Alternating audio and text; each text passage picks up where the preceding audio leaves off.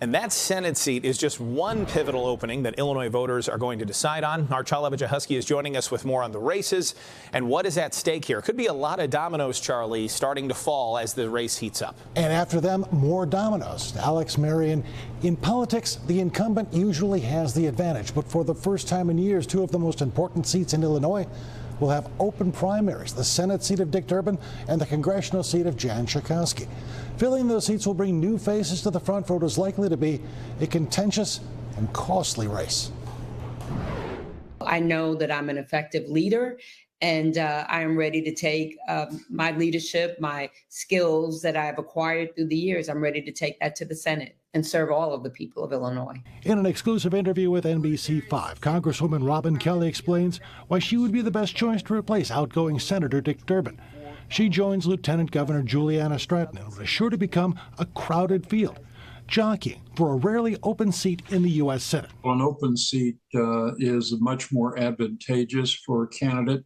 And now there would be two, as Jan Schakowsky announced Monday that she will not seek re-election to her 9th District congressional seat. This is something probably we've never even seen before, and that'll be the number of people running for federal office. Political strategist Delmarie Cobb says that will likely trigger a domino effect, opening up other political offices further down the ticket. Well, as someone said to me yesterday, this is a sea change, and it definitely is. I mean, you're going to have not only all of these seats being vacated, but you're going to have all of these people running for those vacated seats. Many of those expected to enter the race for Senate are likely to be Democrats, but at least two GOP candidates are also considering a run, and running will be costly. The elections are incredibly expensive.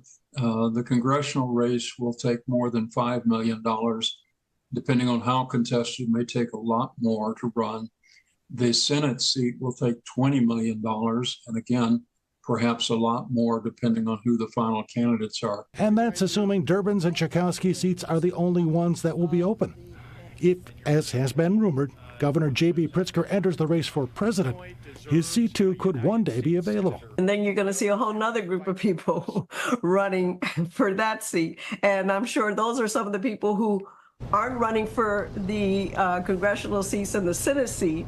They're holding their fire for that seat.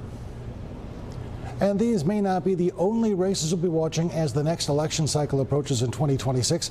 Professor Simpson points out there are a number of people who hold key positions in state and county office who will either be retiring or who will be pushed out. He says those new candidates should bring new ideas. So even though this is a pretty secure blue state, we could see a lot of changes coming in the near future. Okay, it's an interesting time. We have seen a lot of age in Congress over the years. These seats don't open up very often. And they do not open up very often, so it's an interesting time to see so many. Delmarie said once in a lifetime opportunity, happens every 30 years or so. This is that opportunity. All right, thank you, Charlie.